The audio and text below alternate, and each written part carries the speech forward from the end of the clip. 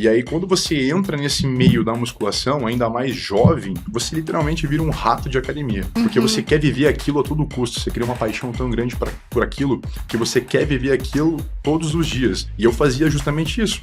E foi aí que começou esse meu gosto pela musculação. Então, desde então, eu treino desde os meus 15 anos, né? Hoje eu tô com 30, então faz já 15 anos que eu tô praticando musculação. E dentro disso foi surgindo cada vez mais. Muitas pessoas pensam que só o fato de você fazer musculação, só estar na academia, vai fazer com que resolva os problemas. Mas não, muitas vezes o sono é tão importante quanto você estar na academia para fazer musculação, para fazer seu exercício físico lá. E as pessoas não dão tanta importância assim pro sono. Eu sempre pergunto para você e pros meus alunos, e aí, como é que foi a noite de sono? Dormiu bem? E quase sempre a mesma resposta. Ah, dormi 6 horas, dormi 5 horas, dormi pouco. Ah, tomei um vinho ontem à noite, dormi tarde. Tipo, tudo bem. Não tem problema. O grande problema é que isso, no médio e longo prazo, vai começar a atrapalhar até mesmo o quê? A tua performance profissional. Olá, pessoal! No episódio de hoje, vamos falar de alguns temas que as pessoas se interessam muito. A gente vai falar de saúde, que é muito importante. Vamos falar de atividade física, né? Mas vamos falar de musculação. Vai ser um dos pontos principais dessa conversa, porque nada adianta, né, fazer dieta e não fazer atividade física e não cuidar da saúde. E estamos aqui com um convidado muito especial, meu grande amigo Hugo Chagas, que vem trazer esse assunto e outros mais, vai falar de experiências que ele viveu e vai trazer muitas informações importantes para vocês. Hugo, obrigada por ter aceito esse convite, é uma honra ter você aqui. Bem-vindo! Muito obrigado pelo convite. Para mim é um prazer, uma honra imensa estar aqui hoje também. Sempre quis muito poder falar sobre vários assuntos, né, para que eu conseguisse atingir mais pessoas. Então, para mim é uma satisfação imensa estar aqui hoje. Obrigado pelo convite, Renata. Que legal. E vai ser um bate-papo muito extrovertido, muito legal e vai trazer muito conhecimento, né, para o nosso público que nos segue. Com certeza. Com certeza mesmo. Espero agregar muito aqui hoje. É isso aí. A ideia, né, Hugo, é você trazer quem é o Hugo, quando a educação física chegou na sua vida, nos contar, né, a sua história, com consequência aí do seu trabalho, que é maravilhoso. Então, a educação física sempre esteve na minha vida, sempre fez parte dela. Tanto que na época de escola, colégio, sempre foi a minha matéria favorita, né? A disciplina que eu mais gostava era educação física. Sim. Um exemplo é que eu matava outras aulas para ir poder fazer educação física dos meus amigos das outras salas também. Enfim, sempre gostei de esporte, sempre fui muito do futebol, de artes marciais também. Então, desde pequeno, eu sempre tive uma inclinação ao esporte. E eu sempre levei isso como por exemplo, eu sempre levei isso muito sério na minha vida. Sim. Então, sempre me interessei pela atividade física.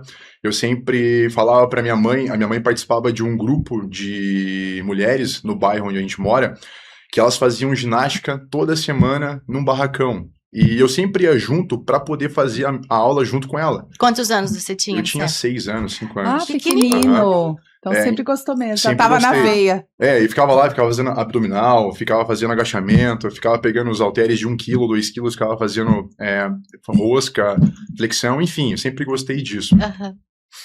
E você fazia, depois você foi crescendo e na adolescência, como foi? Então, na adolescência, quando eu tinha ali por volta de uns 12, 13 anos, eu participava da escolinha de futebol do Atlético, né? Eu sou atleticano, sempre gostei do Atlético, então nessa época eu participava da escolinha de futebol. E já nessa mesma época, um pouco tempo depois, quando eu tinha uns 14 para 15 anos, eu comecei a treinar musculação, né? E desde então, eu criei uma paixão muito grande pela musculação e eu acabei me tornando um entusiasta. Já naquela época, quando eu tinha 15, 16 anos, né, eu já costumava pesquisar nos fóruns de academia, né, ficava vendo vídeo no YouTube do muito Arnold. Interessado. Do Arnold treinando, dos atletas. E aí, quando você entra nesse meio da musculação, ainda mais jovem, né, você literalmente vira um rato de academia. Porque Uhum. você quer viver aquilo a todo custo. Você cria uma paixão tão grande por aquilo que você quer viver aquilo todos os dias. E eu fazia justamente isso.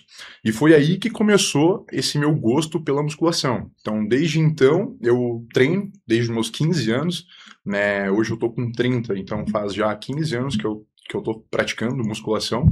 E dentro disso foi surgindo E cada eu vez tenho mais uma coisas. dúvida agora, que sempre, até porque eu tenho um filho adolescente que Uhum. teve um problema com a obesidade, emagreceu, Uhum. né? E ficou molengo. Eu falo, Dudu, você ficou molengo, precisa ir para academia para começar a trabalhar a musculatura, Uhum. né? Esse processo, principalmente na adolescência, eu percebo que responde muito rápido, Sim. porque ele fez pouco tempo de musculação e eu já sinto ao pegar nele já uma diferença. Uhum. Mas esse processo dessa transformação, porque o corpo ainda está Em fase de em crescimento. fase de crescimento. Uhum. Ele é rápido? O que a pessoa, o adolescente precisa fazer para começar a definir musculatura? Então, essa é uma pergunta muito interessante, Renata. O que acontece? Existem dentro da... Vamos lá, a gente pega um corpo humano, né? Cada um possui o seu sistema biológico, né? Sua fisiologia, enfim, isso é uma coisa individual. Sim. Porém, existem pessoas que são muito mais responsivas geneticamente, ou seja, elas vão ter resultado muito mais rápido do que outras pessoas, Sim. né? Então, existe uma coisa chamada potencial genético. Isso você consegue já perceber no próprio jovem, né? No Dudu, que tem o quê? Uhum. 16 anos. Vai fazer. Vai fazer 15. 16, então, 15, 16 anos, né? Essa galera que começa na academia hoje em dia, pode perceber, existem pessoas, né, jovens que desenvolvem muito mais do que outros, né? E isso pode ser um motivo de frustração, né, para aqueles que não conseguem desenvolver, né? Ou seja, cada pessoa tem um potencial genético, e esse Sim. potencial genético vai levar essa pessoa até um X lugar, chegando num ponto onde dali para cá já é um pouco mais difícil você conseguir alcançar. Então, a sua pergunta sobre esse resultado, né? Ele vai sim ter resultado, lógico, na medida que ele for desempenhando, né, for desempenhando esse processo dentro da musculação, né? E se ele manter uma constância. Né? Claro, não adianta ele esperar resultado, ou não só ele, mas qualquer outro jovem que comece a musculação hoje, querendo atingir um resultado porque viu um shape na internet, ou viu uma pessoa que ela tem como referência e quer ficar igual àquela pessoa, sendo que ela não tem constância dentro da academia. Né? Então, assim, esse é um outro ponto que tem que levar em consideração. E o que é considerado constância? Então vamos lá. Constância nada mais é que você fazer aquilo que precisa ser feito todos os dias. Ah, tem que ser todo dia. Não necessariamente todos os dias, mas assim, tá. você levar como... tem que fazer parte da tua rotina. Por Tá. exemplo, você quer treinar de segunda a sexta? Pode treinar de segunda a sexta tranquilamente. Mas tente cultivar bons hábitos fora daquele ambiente da academia. Porque assim também, um outro ponto importante. Não adianta a pessoa ter constância de presença na academia, mas não ter constância nos hábitos alimentares fora da academia. Isso é o mais importante, né, do que a própria musculação para quem quer, por exemplo, emagrecer. Então a pessoa vai para academia todos os dias, literalmente bate ponto, tá lá. Mas ela não tem constância nos hábitos alimentares, ela não segue uma rotina disciplinar, não dorme bem, não se alimenta bem, né, cultiva maus hábitos. Então, assim, de nada adianta ela ser constante na academia, se fora da academia ela não consegue manter esses bons hábitos, não consegue cultivar essa constância. O resultado não vem, né? Resultado não vem. Experiência própria. Pois é, quem nunca passou por isso? Acho que o melhor resultado que eu tive, eu e o Murilo, foi quando a gente teve o nutricionista acompanhando. Isso. Pelas questões de proteína, eu né? Lembro. Isso também é importante, né? Muito importante. O que comer nesse processo de definição, né? E a muscular. quantidade, né? O que Isso. E a quantidade. Cada pessoa necessita de uma quantidade X de macronutrientes, né? Que é o que ela vai precisar comer: proteínas, carboidratos e gorduras. O que eu preciso comer para atingir o físico que eu atingi, ou para me manter assim, é muito mais do que você precisa, do que aquela pessoa precisa. Então, cada pessoa precisa, né, de uma quantidade específica. Né? Então, a mesma dieta não vale para todos. Porém, o consumo de proteína, carboidrato e gordura balanceado, sim, vale para todos. Né? Todos vão ter que consumir, entre aspas, os mesmos alimentos, porém em quantidades específicas para cada um. Uhum. Entendi. E como que é feito esse estudo, essa análise para saber a quantidade que é ideal para X pessoas e para Y? Então, existe alguns cálculos que podem ser feitos, mas o mais indicado nesse caso é você avaliar qual é o seu objetivo. Por exemplo, se o seu objetivo é emagrecer, muito provavelmente você vai ter que entrar em déficit calórico, ou seja, consumir menos calorias daquilo que você consome, gastar, Comer menos calorias e e gastar mais. Isso mesmo. Isso é individual. Se a pessoa, por exemplo, quer ganhar massa muscular, ela vai ter que fazer o contrário, consumir mais calorias do que ela gasta. Porém, esse excesso de calorias não pode ser de fast food, de comida que não faz parte da dieta. Exatamente, né? Junk food, por exemplo, né? Que é lixo, que é comida, que é sorvete, chocolate, pizza, hambúrguer, essas coisas. Ih, lascou. Lascou. Então, isso até pode ser incluso dentro de um plano alimentar, desde que seja feita uma estratégia por trás, né? Tem pessoas que hoje em dia, existem várias dietas que são mais flexíveis. Você pode continuar comendo chocolate, pode continuar comendo hambúrguer, pizza, até mesmo um vinho de vez em quando. Pode tomar o vinho. Então, você pode manter isso aí, faz parte, até porque o ser humano é um ser sociável. Então, ele quer socializar e muitas vezes esse fato dele socializar, ele tá em função de comer algo que não tá na dieta dele ou consumir alguma bebida alcoólica que também não faz parte da dieta. E tá tudo bem, sabe? Então, desde que você seja uma pessoa que tenha constância como um todo naquilo que você se propôs a fazer. Então aí entra uma nova questão daquilo que vocês falaram agora há pouco sobre a constância, né? Se uma pessoa que é constante na dieta, uma pessoa que é constante dentro da academia, cultiva bons hábitos, dorme bem, se alimenta bem, essa pessoa, quando ela socializa com outras pessoas, ela vai pro rolê dela, bebe um vinho, come uma pizza, churrasco, hambúrguer, qualquer outra coisa, não vai afetar significativamente. Puta, essa palavra é uma merda, hein? De forma significada, aí eu também enrolo. Não vai afetar de forma significativa o contexto dela, o resultado dela. Porque ela é constante de uma forma quase que 100% do tempo. Sim. Então, um deslize dela não vai afetar em todo o processo. Uma vez até ouvi de uma profissional que é importante ter até o dia do lixo, para que o organismo não se acostume, né, e tal. Então eu fiz um processo de emagrecimento com ela e tinha o dia do lixo. Esse dia você pode comer e beber o que você quiser, né? Mas dentro de uma dieta ali que eu tava fazendo, né? Mas eu podia tomar o vinho, eu podia comer um macarrão 4 queijos. Sem peso na consciência, né, Renata? Sim. Sem peso na consciência, né? Porque é justamente né, quando você bola uma estratégia, né, alimentar, principalmente, é justamente esse dia do lixo, essa refeição lixo que você vai ter, que vai te ajudar também a ter o quê? Bastante controle mental, porque às vezes você vive em função de uma coisa 100% do tempo, você vai surtar, porque é chato fazer dieta, é chato você manter bons hábitos, é muito chato isso, né? Então essas estratégias que contêm refeições lixos, né, ou um dia do lixo, é justamente para isso, para você manter a tua saúde mental em dia também, sabe? Não se privar 100%. Até mesmo um atleta de fisiculturismo não se priva 100%. Tem momentos da dieta dele, momentos de períodos que são períodos estratégicos, que ele vai consumir ali alguns alimentos mais calóricos, né? Uma junk food, por exemplo, e não vai afetar o planejamento dele. Eu acredito muito no emagrecimento no longo prazo. Isso. Então, emagrecimento repentino e rápido é perigoso. Muito perigoso. Né? Eu sempre falo para as pessoas assim, você quer emagrecer? Emagreça de forma sustentável. O que é isso? Você não precisa fazer nenhuma coisa extremista. Você não precisa acelerar o processo, sabe? Até porque se você levou anos para chegar num estágio, né, de sobrepeso, por exemplo, por que você acha que da noite pro dia ou em pouco tempo você vai conseguir emagrecer tudo aquilo que você levou anos para engordar? Sim. Então, é justamente nesse momento que muitas pessoas adotam estratégias extremamente, né, mirabolantes ou extremistas para atingir um resultado, sendo que a constância diária e de forma, né, disciplinada, você consegue atingir o resultado que você quer, seja ele emagrecer ou ganhar massa muscular. É isso aí, acredito nisso também.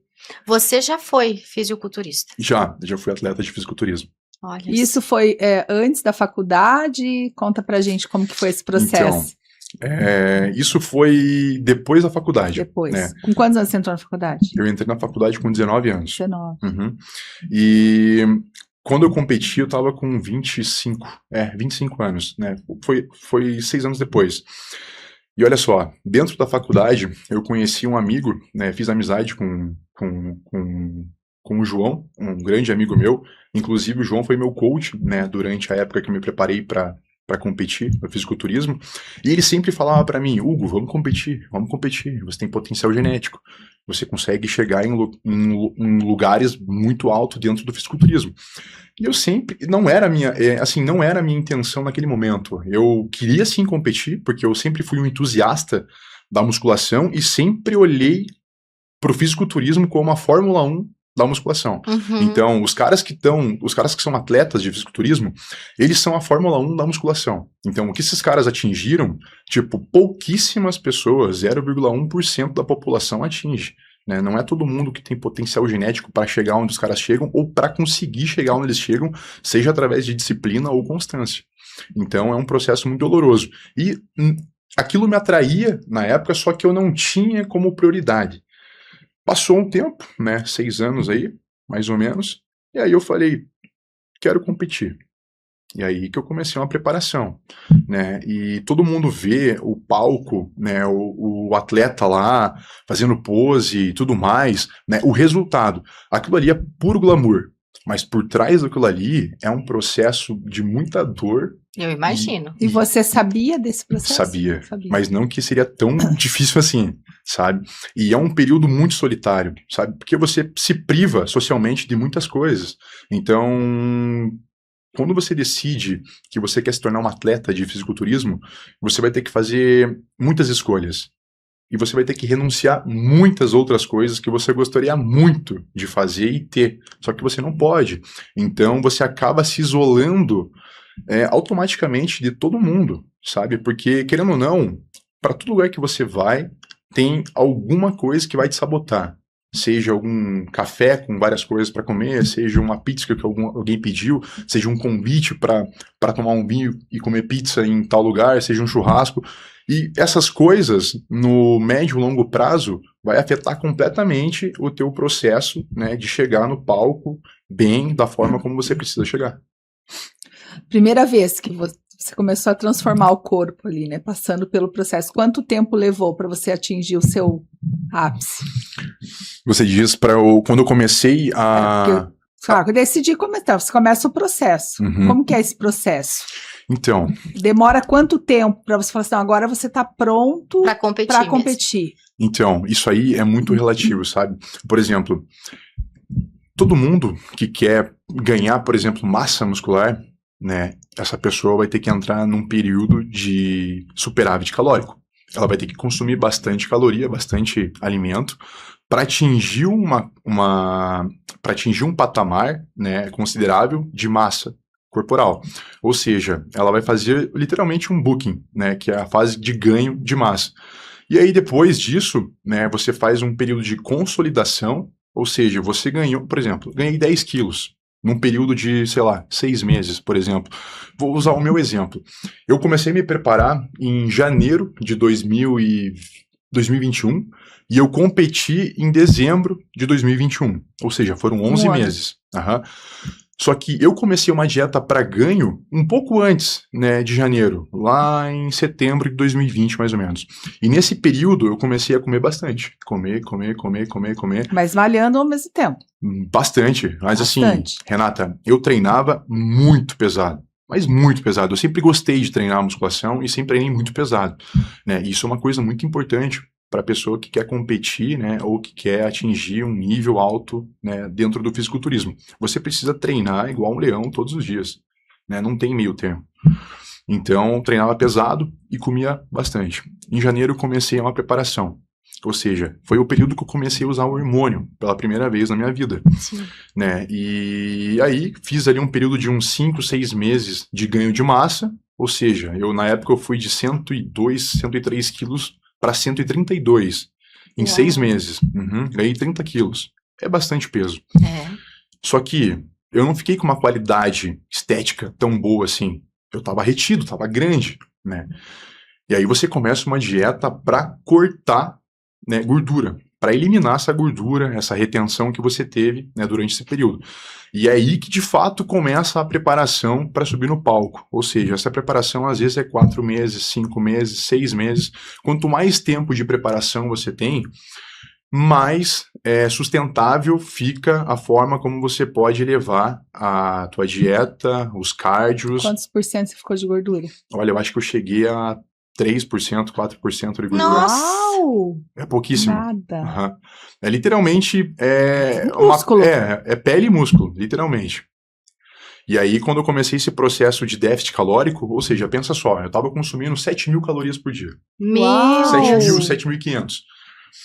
E eu comia tanto que para mim não era um problema. Eu sempre gostei de comer, né? Então nunca foi um problema para mim. Quando eu comecei a secar, que eu comecei a cortar caloria, a gente começa um processo de cortes. Por exemplo, estava consumindo 7.000 calorias até hoje. Essa semana eu começo a consumir 6.500, 6.700 calorias. Na outra semana, 6.600, 6.500. E vou baixando, até chegar no momento que eu tô consumindo menos caloria do que eu tô gastando, entendeu? E aí chega uma fase que você começa a ter que fazer mais cardio, você começa a ter que comer cada vez menos, e o treino é igual o tempo todo. Você literalmente vira um zumbi. Você ficava fraco? Fraco, eu não pensava direito, ficava cansado, estressado pra caramba. Foi um Eu ia período falar isso porque deve muito levar o estressante. corpo a níveis absurdos, né? De estresse, muito, Sim. muito. E é um período assim que muitas vezes você fica irreconhecível por você mesmo e pelas pessoas ao seu redor. Por isso que eu digo que muitas vezes o atleta ele se isola, porque ele se reconhece, ele sabe, pô, cara, não tô conseguindo ser quem eu sempre fui. Então eu preciso me isolar, preciso me fechar um pouco para não ter que descontar esse estresse nas pessoas que estão próximas de mim, sabe? E muitas vezes é quem mais acaba sofrendo com isso. Pessoas que não tem nada a ver com o que você está passando, enfrentando, sabe? Porque foi uma escolha sua, Foi uma escolha né? sua, sabe? E ninguém tem nada a ver com isso, Sim. né? Ninguém merece receber... E você tinha essa percepção na época, porque era jovem, né? Sim, muito Sabe? jovem. Nossa, Você tinha eu falava, não, você foi ter isso eu mais tive... maduro. Não, então, hoje eu olho para trás e reconheço que eu vivi um período muito estressante, né? Eu era muito estressado. Mas na mesma época tiveram... Deixa eu pensar. Nessa época, algumas pessoas, né, com quem eu percebia que eu talvez respondi de uma maneira meio estúpida, meio grossa, eu ia lá e pedia desculpa. Eu falava, cara, desculpa. Eu talvez tenha sido grosso com você, estúpido, mas, cara, desculpa, não sou eu, tá? Eu tô muito estressado porque eu tô passando por um período assim, assado. E, cara, não leva pro coração, não leva a mal. Eu tinha essa capacidade de reconhecer isso, de perceber isso. E eu pedia desculpas, né? Só que muitas vezes você acaba agindo no impulso ali e nem percebe. Os sabe? hormônios também ficam à flor da pele. Muito. Bagunça demais. Demais. Imagina, se eu ficar sem comer um pouquinho, eu já fico de mau humor? Meu Deus! Vou dar um exemplo. Vocês, mulheres, no período que vocês estão ali no ápice, né? Um período, digamos, menstrual, que estão estressadas pra caramba, que vocês estão... E aí coloca isso, uma dieta por trás, totalmente restrita. E pensa só se o nível de estresse não vai ser Deus muito alto. Livre. Super. Né? Então, E aí, então, aí você... Foi essa única vez ou depois você continuou competindo? foi a única vez, né? Eu pensei em... Foi uma experiência, Foi uma então. experiência. Uhum. Eu pensei em levar adiante, só que, honestamente, eu falei, cara, isso aqui não é pra mim. É muito chato, é muito sofrido, assim, o processo. E eu sempre gostei de ter uma vida social. Sim. Eu nunca abri mão de estar com meus amigos, de ir para um churrasco, de comer e beber, sabe? Eu sempre gostei disso. Então, para mim, eu ter que abandonar isso aqui, né? Lógico, de forma prudente. Abandonar isso aqui para ir para esse mundo aqui, né? E ter que abrir mão de muitas outras coisas, não queria aquilo. Não quis. Agora é uma dúvida, né? Como foi, por exemplo, agora já competi, já experienciei, agora eu quero voltar a ser o Hugo, né? Sem. Como que foi para você fisicamente pensar assim, mas eu não quero mais. Eu quero continuar tendo nível de gordura baixo. Aham. Você chegou a engordar depois? Deu confusão no seu organismo com isso ou não? Olha, deu um pouco sim. Após o período de competição ali, eu tive o que as pessoas chamam de rebote. Ou seja, você passa ali meses seguindo uma dieta restritiva, né? Então você segue uma dieta restrita por um período muito longo e você consome pouca caloria, mas pouquíssima. E você fica seco, ao extremo, pele e músculo. De repente, da mesma forma que você fez esse declínio de calorias, você tem que fazer o aclive de calorias, né? Então, eu não fiz de forma gradual. Eu simplesmente voltei a comer como se não Você houvesse... fez. Fiz. Entendi. Eu fiz por mim. Tava amarrado, né? Sem tipo, comer há muito tempo. Exatamente. Agora Eu tava preso. chutou o balde. Tava preso. Exatamente isso. E isso me causou um rebote muito grande. Tanto que eu ganhei cerca de 20 quilos em 5 dias. Ô, louco, não. É possível. Aí Nossa. realmente foi. Não, você chutou o balde mesmo. Não, sim, e é possível isso, sabe? Né? Tanto que foi um período bem difícil pra mim, até mesmo por questões mentais, Claro. né, E engordar psicológicas. rápido assim, você já sentiu no corpo a diferença? Nossa, mas ficou muito evidente. E ficou estranho? porque Muito você tinha estranho, muito músculo? muito. Não, então, eu fiquei cheio, parecia, sei lá, um Ficou bulldog. inchado, na verdade. Muito inchado. Uhum. Demais, Caramba. foi chato. Então, pensa Foi no chato. psicológico. Nossa. 5 dias. Porque assim, Eu tô chocada. há uma semana atrás eu tava lá com o melhor físico da minha vida, tinha acabado de sair do palco, de repente, uma semana depois, eu tava completamente irreconhecível. Você não ficou Né? depressivo? Fiquei Ficou. assim, um período foi bem deprimido pra mim, Imagino, assim, imagino. sabe? Eu tinha até um pouco de vergonha de sair de casa, porque eu me via naquela situação e falava, cara, o que aconteceu comigo, né? Mas isso é aprendizado. Aprendizado. Sim. E aprendizado pra tua profissão. Pra minha profissão né? também. Só que isso é um relato muito comum entre os atletas, né? A maioria deles, a primeira vez que eles competem, eles ganham um rebote, assim, sinistro. É coisa de 8, 5, 10, alguns também 20 quilos ou até mais, em um período muito curto de tempo, sabe? Isso é o que impressiona. E pra onde vai essa água? Essa água vai pro teu corpo. Você retém toda ela. Então, por isso que dá aquele aspecto, tá muito inchado. Sim. E daí, como que foi a superação de tudo isso? Foi Ah. acontecendo? Então, aí foi de forma bem lenta. Bem lento. Bem lenta, aham. E você Muita já estava paciência. dando Muita aula paciência. nessa época? Não? Já tava dando aula, aham. E os alunos? Eles entenderam tranquilamente, né? Mesmo assim, eu fiquei acho que umas 2, 3 semanas sem trabalhar, né? Que eu já tinha programado um período de férias nessa época. Sim. E aí depois voltei a trabalhar normalmente, né? E esperando ali, né? Que a situação voltasse pro normal, né? Voltasse ao eixo novamente.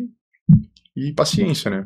Aí vem, né? Paciência, constância. Vamos falar de um assunto um disciplina. pouquinho polêmico, que são os anabolizantes, né? Não domino esse assunto, Uhum. nem quero me aprofundar nele. Quem quiser conversar com você, imagino que você conheça bem esse assunto. Mas trazer alguma coisa de orientação, né, Hugo, para os jovens aí que às vezes se aventuram sem um acompanhamento médico, sem uma orientação profissional e acabam até, às vezes, perdendo até a vida, né, com uma complicação. Então, você, quanto profissional da área, acho que seria interessante explicar um pouquinho sobre isso e orientar quem tem essa intenção, às vezes, de definir o corpo mesmo e tal. Uhum. Quem deve procurar, onde, como que funciona. Então, eu sempre disse isso, né, para as pessoas mais próximas de mim, que eu simplesmente só comecei a usar o hormônio porque eu tinha a pretensão de competir. Uhum. Porque, lógico, para fins estéticos, obviamente, porque eu vou ter que mudar meu corpo, né, para subir num palco de fisiculturismo, vou ter que ganhar mais massa magra, mais músculo, né? Sim. Agora, do contrário, né, perdão, não foi somente para fins estéticos, foi para fins competitivos, Sim, sim. né? Ou seja, Para ficar esteticamente adequado Isso, para competir. perfeitamente. E então havia um propósito por trás. Sim. Agora, quando o único propósito é somente estética, não vale a pena. E o que tem de jovens hoje em dia usando o hormônio, né? E assim, a troco de quê? E eu comecei a usar hormônio pela primeira vez e para competir com 25 anos. Hoje em dia, tem bastante gente, né, a piazada aí com 17, 18 anos usando hormônio. Tipo, não precisa. Você consegue explorar um pouco mais do teu potencial genético de forma natural. É porque o corpo nessa idade responde tão bem, Responde né? bem, exatamente. Mas Você- aí vem a falta, eu acho que da paciência, né? A maioria Você não tem. esperar o processo. Uhum. É a geração da pressa, do agora, É isso né? aí. É isso aí. É a geração da pressa, do agora. As pessoas querem tudo para ontem. Uhum. E nessa de querer tudo para ontem, você acaba atropelando, né, as coisas e às vezes você quer muito um resultado e esse resultado vai ter um custo, e muitas vezes a tua própria saúde. Exatamente. Bom, o Hugo é meu professor, né? Meu personal. Eu venho nessa luta aí com peso, né, Hugo? E você sempre me aconselhando, né, a não fazer nada rápido, extremo, né? Manter a constância, que é a minha dificuldade. E uma coisa que a gente sempre fala também da qualidade de vida e também olhar, a gente fala muito, a gente conversa muito sobre isso, né? Eu falo, às vezes tem tantas mulheres bonitas, né? E um corpo legal e às vezes só olho para o externo também, deixo de olhar para o interno, né? Ou às vezes está um pouquinho acima do peso, mas vai lá e faz algo que vai prejudicar a saúde, e aí daqui a pouco tá com problema de fígado, tá com problema de... Então, a gente fala muito sobre o mental também, né? Ele fala, e aí, como é que foi a noite? Eu chego na aula, como é que dormiu bem? Né? Porque a importância do bom sono. Então, vamos falar um pouquinho disso, acho que é algo que precisa ser, eu não sei se essa é a palavra, mas enraizado nas pessoas, né? Só quando a gente perde alguém próximo para uma doença é que a gente começa a entender o sentido da vida, né? E a gente fala assim, poxa, quão importante é cuidar da saúde. Então, Renata, você tocou num ponto que é muito interessante. O que acontece? Muitas pessoas pensam que só o fato de você fazer a musculação, só estar na academia, vai fazer com que resolva os problemas. Mas não, muitas vezes o sono é tão importante quanto você estar na academia para fazer musculação, para fazer seu exercício físico lá. E as pessoas não dão tanta importância assim pro sono, né? Eu sempre pergunto para você e para meus alunos, e aí, como é que foi a noite de sono? Dormiu bem? E quase sempre a mesma resposta. Ah, dormi 6 horas, dormi 5 horas, dormi pouco. Ah, tomei um vinho ontem à noite, dormi tarde. Tipo, tudo bem, não tem problema. O grande problema é que isso, no médio e longo prazo, vai começar a atrapalhar até mesmo o quê? A tua performance profissional, fora da academia. Porque as pessoas estão na academia para performar, né, fisicamente naquele momento ali. Só que o que acontece fora daquele ambiente da academia também é performance. Aquilo que você faz no teu dia a dia também é a tua performance profissional. Mas assim, diretamente falando, por exemplo, se você dorme mal, se você não consegue cultivar bons hábitos, você não vai pensar com clareza. Você vai ter dificuldades, né, para desempenhar teu trabalho durante o dia. Por isso que uma noite de sono bem dormida é muito importante. Sim. Muito importante. Até mais do que as próprias refeições que você às vezes não fez antes do treino. Algo que eu tenho percebido em mim, né? Eu não tinha esse entendimento há 2 anos atrás. Eu sou uma pessoa que eu não preciso de muitas horas de sono. Eu percebo assim, se eu dormir bem 6 horas, sem aquele sono quebrado, sem passar calor, enfim, eu acordo inteira. Bem disposta. Bem disposta. Já, por exemplo, meu esposo precisa de 8 horas, né? Um adolescente precisa de 10, 12 horas, depende, né? 11 horas de sono. Então, é importante esse autoconhecimento também, né? Eu tive uma psicóloga que ela dormia 4 horas. 4 horas somente. E ela falou que se ela passar disso, ela já tinha dor de cabeça, ela já não se sentia bem e tal. Existe algum estudo sobre isso, não? Sobre esse tempo de sono? Porque sempre é indicado de 8, no mínimo 8, né? 7 a 8. Então, existem vários estudos que envolvem, né, o sono, né, e principalmente a higiene do sono, que é você começar a cultivar bons hábitos para que você consiga fazer uma higiene do sono e você tenha um ciclo circadiano bom. que é você dormir num horário específico todos os dias e acordar num horário específico todos os dias. Você consegue regular teu ciclo. Então, o ciclo circadiano é o horário que você vai para a cama, que você vai dormir, que você vai acordar. E muitas vezes, né, esse ciclo, mas ele pode ocorrer entre 6 e 8 horas. Sabe? Por isso que algumas pessoas com 6 horas conseguem desempenhar, né, as suas funções durante o dia, seja ir para academia, seja trabalhar, seja fazer qualquer outra coisa, tão bem quanto alguém que dormiu 8 horas. E muitas vezes algumas pessoas que dormem 8 horas por dia não acordam tão dispostas assim quanto essas pessoas que dormem, por exemplo, 6 horas ou até mesmo 4, que é o caso dessa tua psicóloga, né? Sim. E tem gente, por exemplo, que tira aquele cochilinho da tarde e fica ótimo. Isso aí ajuda bastante. Eu, por exemplo, fico muito mal. O meu não tem cochilo. Se eu dormir... Eu tenho que dormir 2 horas. Eu também. Tira que cesta. Se eu deitar, eu tenho que dormir 2 horas. Eu acordo bem. Se eu deitar umas 4, eu tenho que dormir até umas 6:30. Aí eu acordo bem. É dormir. Mas se eu cochilar assim um pouquinho, eu acordo irritado, eu acordo cansada. Dor de cabeça não presta mais. Pois é, isso é muito relativo. Organismo, né? Pra mim, se eu tirar um cochilo durante a tarde de meia hora, 40 minutos, já dá uma boa revigorada. Muito nos homens. Dormem. Meu esposo também dorme 15 minutos e já acorda bem. Como você consegue? Eu preciso dormir 2 horas. Eu não consigo. 15 minutos. Eu levo 20 pra dormir.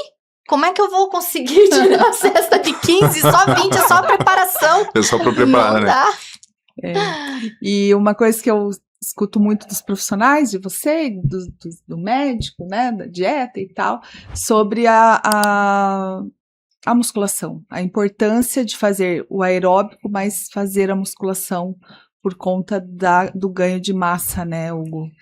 E isso a gente esquece de olhar também. Às vezes vai lá, se mata na corrida, faz spinning, faz qualquer outra atividade aí de cardio, né? Mas esquece de fazer. Eu não gostava de musculação, mas eu não gosto de falarem pra mim que eu tenho que fazer. Não gosto de aeróbico. Corro na esteira e olhe lá, no máximo. Mas tá correndo na esteira? Agora eu tô afastada, não posso, né? Mas Mas quando você corria por quanto tempo? 20 minutos. 20 minutos? Ótimo. A uma velocidade de quanto? A corrida. Normal, nada de ficar me matando igual maratona, assim. Mas era aquele trotezinho? Não. Mais pegadinho. Mais pegadinho. Boa, 20 minutos. Quanto tempo que você se apaixonou pela musculação? 2 anos. Pensa numa pessoa sedentária, Elis. 12 anos sedentária.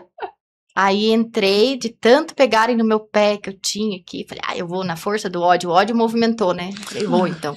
Olha. Aí fui, olha, que gostei. Eu costumo falar para as pessoas que o ódio, ele faz com que você tenha disciplina, muitas vezes... Você vai na raiva. Na raiva, no ódio. Se souber canalizar o ódio e a raiva para disciplina ou para algo que você queira construir, seja o propósito, seja o treino, seja o cardio, o aeróbico, é sucesso. Sabe o que eu internalizei na minha cabeça esse ano? Porque no segundo semestre eu parei, né, Hugo? Ali, principalmente pós-convenção ali, eu parei. Eu coloquei na minha cabeça esse ano que não existe mais gostar ou não. Então eu já olho, eu estou me policiando para deixar minha agenda bem redonda. Da hora que eu acordo até a hora que eu vou dormir, tudo que eu vou fazer, e eu vou fazer. Se eu gosto ou não, se é legal ou não. E tá dando certo. Então, isso tá muito relacionado à rotina. Eu acho que todo mundo precisa ter uma rotina, né? Para que você consiga concluir aquilo que você precisa concluir dentro daquele espaço que você propôs para fazer aquilo tudo. Então, se da hora que você acorda até a hora que você vai dormir, você tem uma rotina. Então, se você tem a rotina de treinar em tal horário, de fazer as refeições nos horários que você tá ali, já tem ali estipulado para você fazer, trabalha no período que você precisa trabalhar e tira um tempo para si, para estudar, para ler um livro, para fazer qualquer outra coisa, e o horário de dormir. Então, tudo isso está dentro da tua rotina. A partir do momento que você consegue colocar um período ali para você, por exemplo, treinar, fazer um cardio e tudo mais, que também que entra na questão de cuidar de si, porque quando você está na academia ou está fazendo algum exercício físico, você está cuidando de você. Exatamente. Sabe? Então, isso tudo entra no que abrange a rotina. E quando É. você consegue encaixar isso na tua rotina, perfeito. E eu me sabotava, né? Porque eu falava assim, ai, hoje eu tô cansada. Tive um dia tão difícil ontem. Ai, não vou. Aí eu não ia, eu me arrependia. E aí Porque você eu poderia falava- ter ido. E aí você falava ainda assim, eu acho que eu mereço tomar uma taça de vinho hoje. Acho que eu É, mereço ficar de boa. lembra? Lembro? Acho que hoje eu vou me dar de É, presente, mas aí eu então. não ia, me arrependia. E outra coisa também que eu coloquei na minha rotina esse ano, depois que eu voltei de férias, internalizei, é valorizar o meu tempo. Isso é o mais importante. A gente está gastando muito tempo com o que não interessa. Meu Deus. Eu quase nem tenho entrado em redes sociais. A minha família ali compartilha algumas coisas comigo. Você viu que eu te mandei? Não vi? Já vou ver. Se eu tenho um tempinho de uma janelinha ali, tô esperando um médico, tô esperando, né? Enfim, tá dando horário. Hoje eu cheguei 40 minutos antes do Pilates, daí eu falei, deixa eu olhar aqui o celular, ver o que eu tenho para fazer. Eu me condicionei assim. E ontem eu pensei, ainda não comecei o meu primeiro livro do ano, porque eu coloquei uma meta de livro esse ano também. Muito bom, Renata. Você tocou nesse ponto, né, do tempo, né? O tempo é o nosso bem mais valioso. Tem até uma frase filosófica, estoica, se não me engano, do Sêneca, que diz o seguinte: não é que tenhamos pouco tempo, é que nós desperdiçamos muito. Entendeu? Verdade. Quando você para pensar o tanto de tempo que você desperdiça com coisas efêmeras, com coisas inúteis, principalmente de rede social, você fala, porra, se eu estivesse usando esse tempo para produzir algo, ou até mesmo para treinar, você quer assistir um vídeo, quer assistir um episódio na Netflix, você pode fazer isso caminhando na esteira, você pode fazer isso pedalando na bike, caminhando pelo parque, sabe? Escutar um podcast, escutar alguma outra coisa, nesses 45 minutos, 30 minutos que seja, sabe? Então, quando você para fazer uma analogia, né, uma análise do tempo que você desperdiça ao longo do dia com coisas bobas, você percebe que você pode encaixar muita coisa nesse período. E o que você está fazendo é muito bom e muito importante. Você cuidar do teu próprio tempo. Mas eu tô me condicionando, né? Uhum. Ontem eu estava conversando com uma colaboradora, tá falando quanto é difícil, né, a gente mudar hábitos, tomar decisões importantes, querer mudar alguma situação que está incomodando, seja ela física, seja ela mental, ou seja ela profissional. Sim. É exercício. É realmente se planejar, traçar um plano de ação. Ontem eu peguei e falei para ela assim, mira no seu objetivo e vai. No meio do caminho, vai ter algumas coisas que vão querer te desviar, mas não desvia, vai. Hoje eu até postei uma frase no Instagram, né, que eu achei muito interessante ela, que é assim, a vida não coloca, a vida coloca obstáculos na sua vida, e os limites quem coloca somos nós. Então se a gente olhar para o obstáculo e ver aquilo como um limite, o erro está em nós mesmos. Sim. Entendeu? Porque é somente um obstáculo, e o obstáculo vai ter em toda a vida, né, de todo ser humano.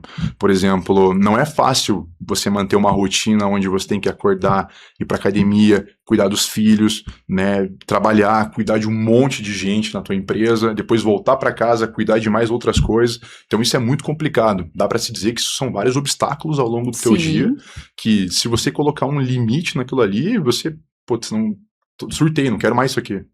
Você desiste, você para. Então, por isso que é importante, além de você ter a rotina, você não se limitar a um obstáculo que apareceu. Tem que passar por cima. Exatamente. Se você tivesse, por exemplo, desistido, se você sabia o caminho que você ia percorrer aquele ano, né? Mas você olhou no objetivo. E assim, foi. E assim, pagou o preço. Paguei o preço, e um preço altíssimo. Tive que fazer muita escolha, muita renúncia, sabe? E eu pensei sim em desistir durante o período que eu estava para competir várias vezes, né? Tinha dias que eu olhava e falava, cara, por que eu tô fazendo isso aqui, cara? Eu sou louco. Isso aqui é coisa de louco, coisa de retardado, né? Eu queria desistir, não, tem um propósito, eu quero subir num palco, isso vai me ajudar, vai me impulsionar, vai potencializar, né, a minha carreira, a minha profissão. Falei, vou fazer. E era uma realização minha, pessoal.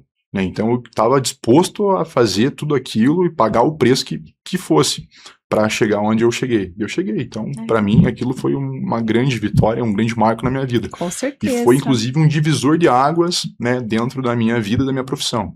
E hoje, até falando de carreira, assim, o foco do teu trabalho, qual é? Olha, hoje, né, por exemplo, calma lá. Porque você tem os seus alunos, né? Uhum. Tem aquele. Tá ativo aí no projeto da palestra? Tá ativo. Boa, Renata. Então, vamos lá, né, eu sou treinador, né, personal trainer hoje, trabalho com os meus alunos, Sim. mas eu tenho, sim, um projeto, né, e a intenção de desenvolver outras coisas, né, porque a vida do personal trainer, a carreira do personal trainer é uma carreira curta. Sabe? Por exemplo, eu olho pra mim com 40, 50, não vou estar numa sala de aula dando aula, não quero isso. Então, aí nesse ponto existem outros projetos por trás. Um deles é começar a palestrar, que é uma coisa que eu gosto muito, né, de fazer. Então eu venho me empenhando para isso, venho pesquisando, construindo alguns repertórios ali, né, que vão me ajudar. E outra, eu tenho toda a vivência dentro do fisiculturismo, né, essa bagagem da mentalidade, essa bagagem da disciplina, né, o que eu construí dentro da carreira, de onde eu saí para a academia que eu cheguei, o que eu construí ao longo desse período. Então, assim, eu acredito que eu tenho muita coisa a oferecer, né, a agregar, assim dizendo, na vida de muitas pessoas. Sim. Então, esse E você tem algum projeto direcionado aí no empreendedorismo para, sei lá, dar cursos ou orientar professores, o pessoal novo que está se formando agora, que está querendo seguir essa área? Sim. Esse ano mesmo, inclusive, é um projeto que eu estou desenvolvendo ele com uma colega minha, né, de profissão, onde é justamente isso, é um workshop ou um curso, a gente não estabeleceu ainda o que a gente vai fazer, né, para esse pessoal que está recém-formado ou que ainda é estagiário, sabe? Seria para dar um norte, uma direção para essa galera. A orientação, né? Legal. Porque não é só dar uma aula, né, Hugo? Não. Vocês são são personagens, mas vocês são psicólogos, estão ali com uma vida na mão, Sim. né? Uma vida que tem sonhos, que tem frustrações, que tem problemas, que muitas vezes interfere na resposta no corpo, na saúde, enfim, então é um todo, né? Então, Renata, aí entra um ponto muito legal. Nos últimos tempos, eu tenho estudado muito sobre antropologia. A antropologia, ela possui 4 principais vertentes. Uma delas é o comportamento cultural social, né? Que é, digamos, que o que os seres humanos fazem, o que leva eles a terem aquele tipo de comportamento. E quando você olha para um ser humano, né, você está olhando para um ser humano, não é uma máquina, embora o nosso corpo, quando estimulada, vira uma máquina, Sim. sabe?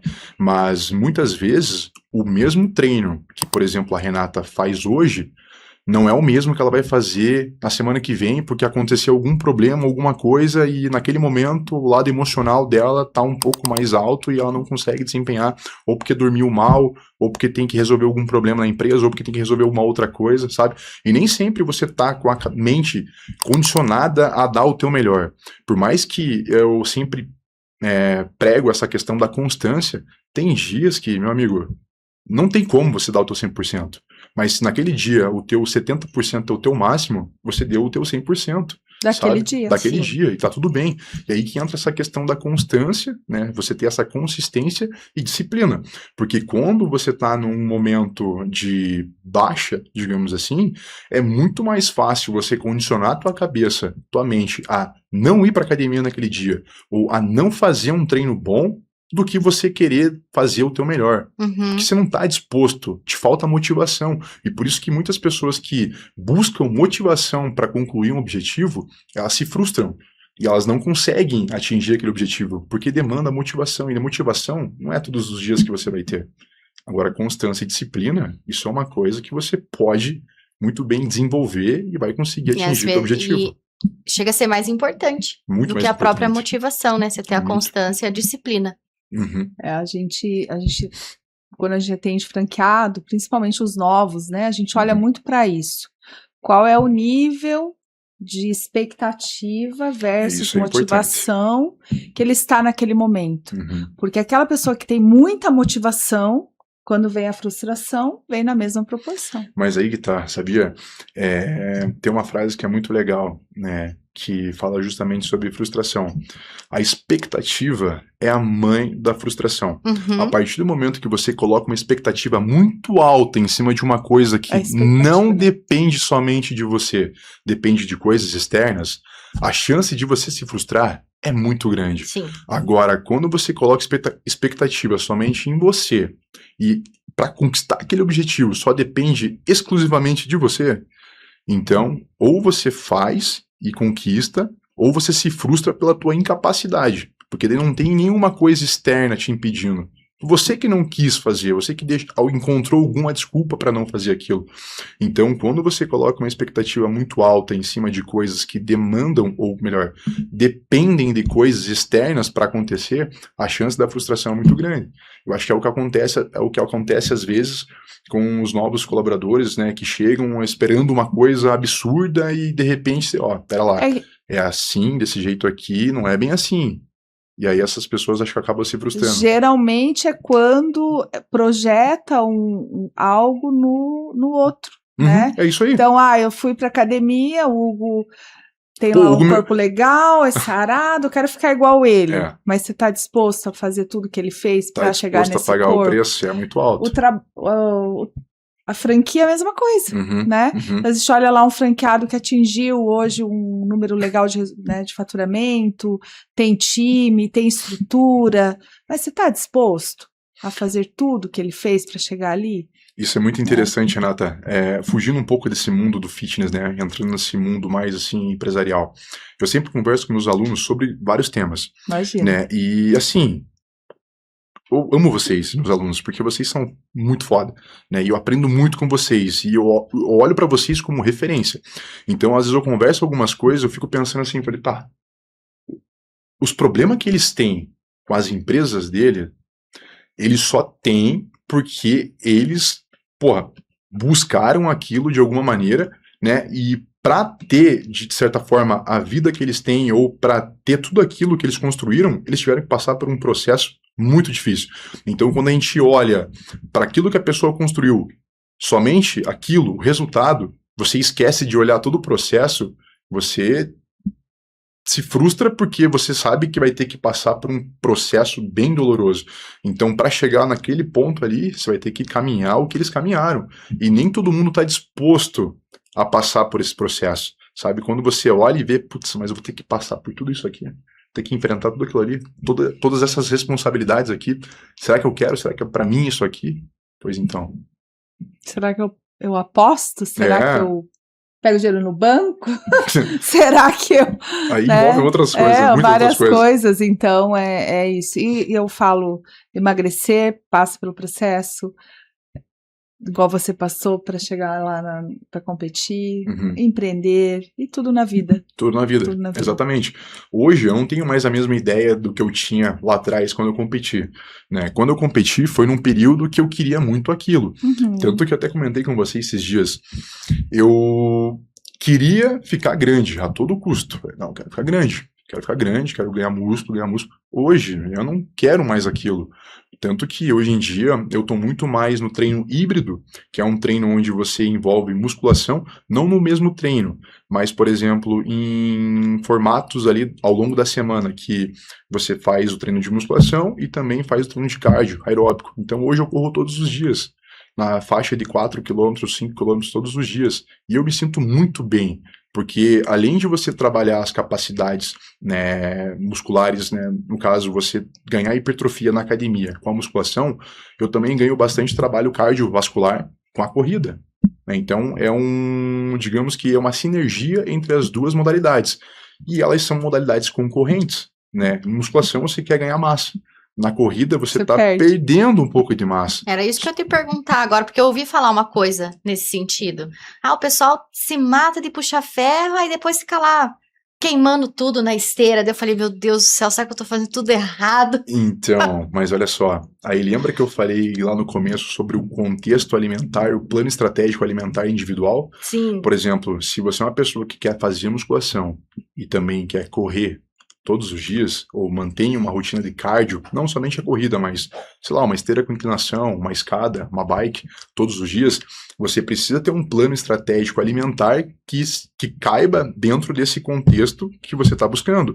Então, se para musculação eu preciso comer um pouco mais para me dar energia para poder treinar e pegar mais peso, para a corrida, como ela tem o intuito de ser um cardio e, assim, muitas vezes é desgastante e você depleta os níveis de glicogênio, na musculação também acontece isso, mas no cardio ele depleta um pouco mais do que na musculação, então o gasto calórico é um pouco maior, né, com o cardio. Então você precisa ter um plano estratégico alimentar que se enquadre nisso aqui, para que você não perca massa magra, porque se você estiver comendo uma quantidade X, né, de alimento, né, dentro da tua dieta, e você só treina, de repente você começa a correr, você começa a ter um déficit calórico da corrida, porque você aumentou o teu gasto calórico, né, então você começa a ter um déficit de... Você perde massa magra. Isso aí.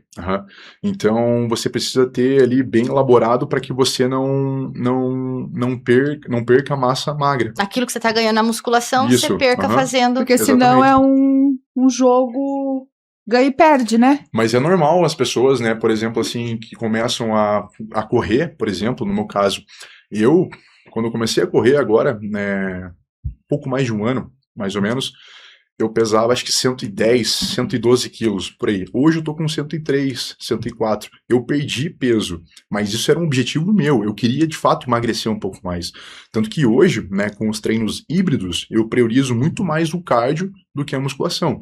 Porque para mim, assim, a musculação, eu já atingi um nível de massa magra, um nível muscular, que eu não quero exceder. Para mim tá legal, assim, não quero mais isso. Então agora eu priorizo o quê? O cardio, a corrida, trabalho outras capacidades físicas, né? Como, por exemplo, o sistema cardiovascular. Né? Então eu estou priorizando hoje em dia muito mais esse formato híbrido de treino, onde eu mesclo musculação com cardio, com a corrida, né? Do que somente a musculação como eu era engessado há um tempo atrás. E é o que muitas pessoas hoje em dia estão buscando, né? Com essa nova tendência do treino híbrido, muitas pessoas hoje estão correndo. Inclusive, vários atletas de fisiculturismo que já, por exemplo, chegaram no ápice de musculação, de massa muscular, os caras estão indo para a corrida. Estão começando a correr, estão começando a trabalhar outras capacidades, né? Além da força, além para equilibrar. Para equilibrar. Aquele objetivo que tem no momento. Exatamente. Muito bom. E assim, deixa o seu Instagram, né, para o pessoal que queira conhecer o seu trabalho, os empresários aí que nos seguem também, queiram às vezes levar uma palestra para o pessoal da empresa, para falar sobre saúde, sobre atividade física. É muito bom a gente falar com especialistas, né, Elise, e a gente trazer informações aí para as pessoas. Pô, vamos lá então, né? O meu Instagram, o arroba do meu Instagram, para quem quiser me seguir aí nas redes sociais, é hugochagas.trainer, né? Pode procurar lá, que acho que é o primeiro que vai aparecer. Legal. Hugo com H? Hugo com H. Hugo com H. Uhum. Não tem erro. Tá. Hugo com H. hugochagas.trainer. Maravilha, perfeito. Maravilha. Hugo, obrigada. Foi maravilhoso. É um assunto que se estende mesmo, né? Se deixar, a gente grava mais podcast. É muito gostoso tem muitas coisas para falar. É. E esse ano a RHF está bastante preocupada com isso, então a gente quer levar bastante temas relacionados à saúde. Obrigada por ter aceito o convite. Eu que agradeço imensamente pelo convite. Foi um prazer, uma honra imensa estar aqui hoje, podendo falar um pouco sobre aquilo que eu gosto, aquilo que eu vivo, né? Então, só tenho a agradecer a você, Renata. Muito obrigado pelo convite, foi um prazer. Eu que agradeço. Prazer nosso. E para você que ficou até aqui, espero que tenha gostado do nosso bate-papo com o Hugo. Ficamos à disposição aí, se alguém não conseguir encontrá-lo nas redes sociais, procure uma RHF próxima de você e também não deixe de nos seguir. Renata Freires Oficial, RHF Matriz. Siga também o Elis da RHF, o nosso Insta aqui do canal do podcast, que é o RHF Talk, e não deixe de se inscrever no nosso canal do YouTube, pessoal. Muito obrigada. Um abraço.